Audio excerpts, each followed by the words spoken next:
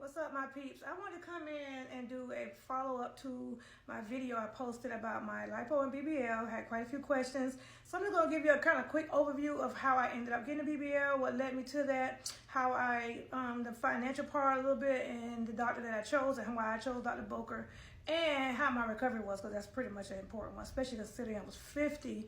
I was actually 49. I was doing this for my 50th birthday, which would have been February of 2022. So yes, let's do that. Let's talk about it, okay? Got my coffee. Let's talk about it.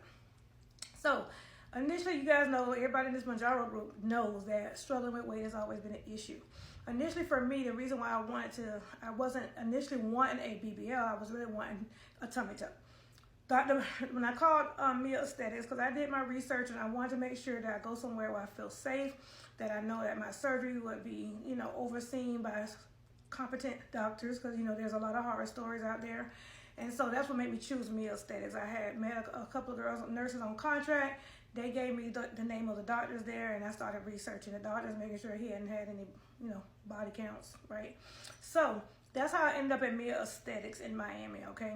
So initially I wanted a tummy tuck when they looked at my pictures. So I had to pretty much submit all my pictures to them, like naked. You can't send them pictures in clothing. You got to send them butt naked pictures, front and back, side to side, so they can get a full picture of you.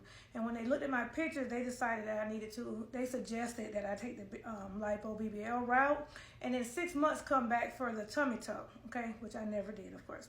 So that's how I ended up getting, because for me, I did have some, backside, but it was more wide. It wasn't really, I never was flat, but I was never, it was never like an apple bottom. So then I had to come up with the idea of what kind of bottom I wanted. Like, oh wow, this is such a new experience. Like, what kind of bottom do I want? They was asking me, do I want like a shelf type kind, like the strippers? And I knew that I was turning 50. I did not want it to be where it wasn't natural, because I didn't want as much as I do like some attention, I don't want all the attention when I walk around and go somewhere that people know I had a BBL, which is why a lot of you guys didn't know that I had one, which I did. So now you know, but the point was for it to be natural. That was very important for me, for it to be natural. So I knew I'd never wanted the shelf look, and not shout out to those who do. I wanted a slope, and which is what I got, which is kind of a slope look. So that was the bottom that I chose. So that's how I got that back coming down and then slope. So that's called a slope is what I got. Okay. So financially, I had to put $500 down.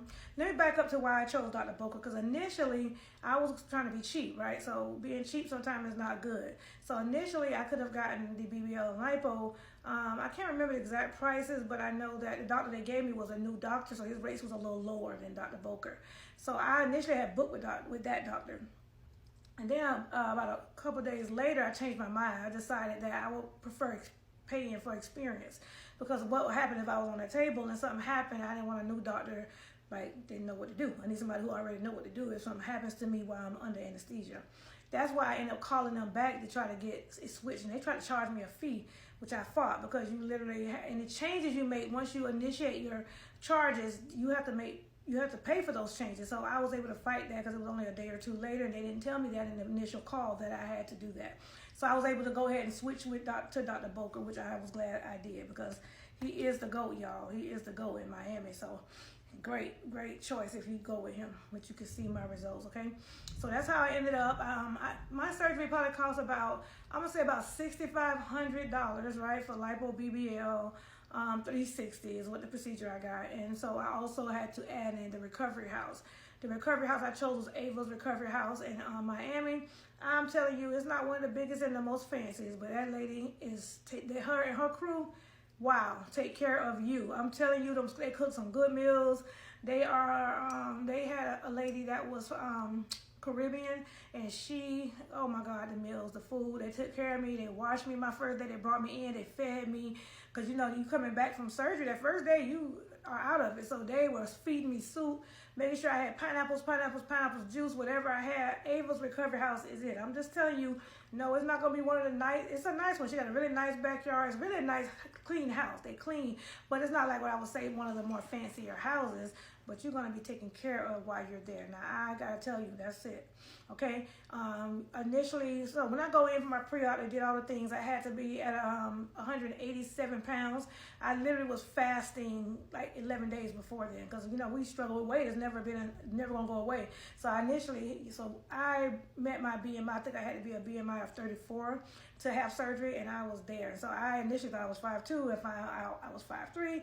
It all worked out. I got my surgery. Everything went in. All I asked Dr. Boker is when they took me in, and please make sure you wake me up. I don't care about nothing else. Just get me up, and because, you know, it's very scary when you get under anesthesia and don't know if you're going to.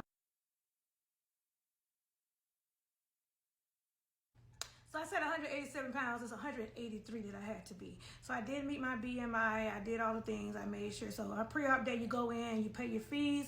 They do all those things.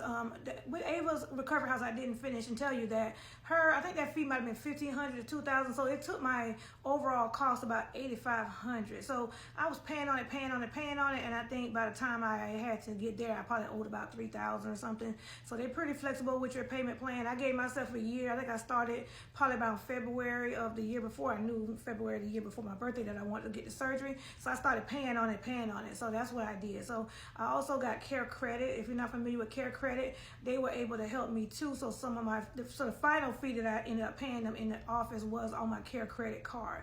So if you can get care credit, that's a big help. So then you just make your payments on your credit card. So yeah, that's what I did. I paid all that up until about $3,000. I think I had left to pay on my care credit.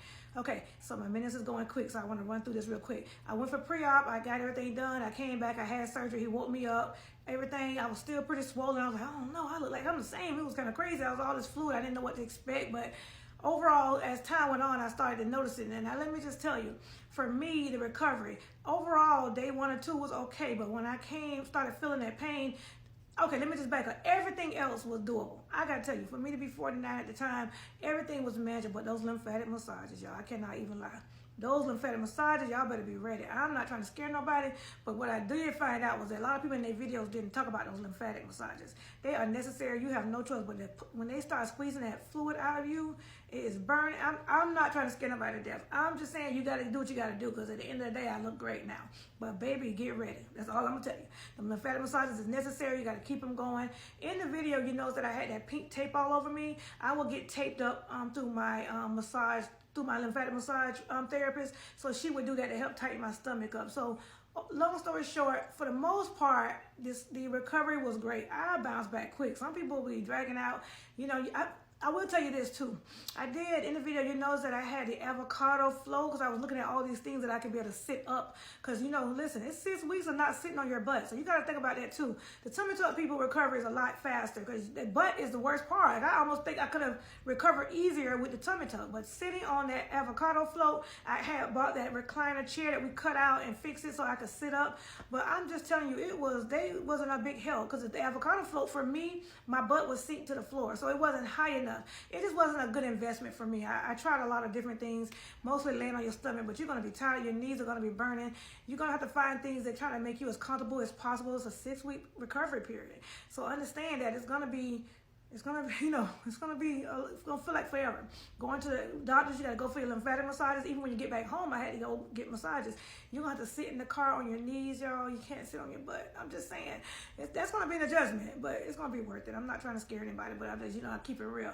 That is part of the recovery period. But painful wise, I was able to really maintain my pain. I had a couple really bad days of hurting, but for the most part, I did great. So yes, I'm trying to think, did I tell you everything? Because my 10 minutes is about to run up.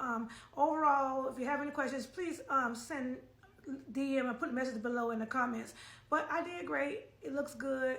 And so I decided I was not going to get the tummy tuck because for me, I felt like as much as I do want the tummy tuck, you guys know. I don't know if you noticed, I do have this fat pocket right here that I wish I could get rid of, which I think, surgery would fix. But I don't want to put myself through the risk again. Yes, I could go get it, but I don't want to go under anesthesia at my age. I know I'm not really unhealthy for the most part, but I just don't want to put that risk on myself and my family again. So anyway, that's where I'm at. If you have any questions, hit me up. You guys know I'm an open book, I'll tell you. And good luck to anybody out there who's trying to get one, because, baby, Dr. Boca is it. And if you don't go to him, just make sure you research who you're going to, because we do not want to read about you in the paper, right? So just make sure you do what people tell you to do and follow all the steps that they give you.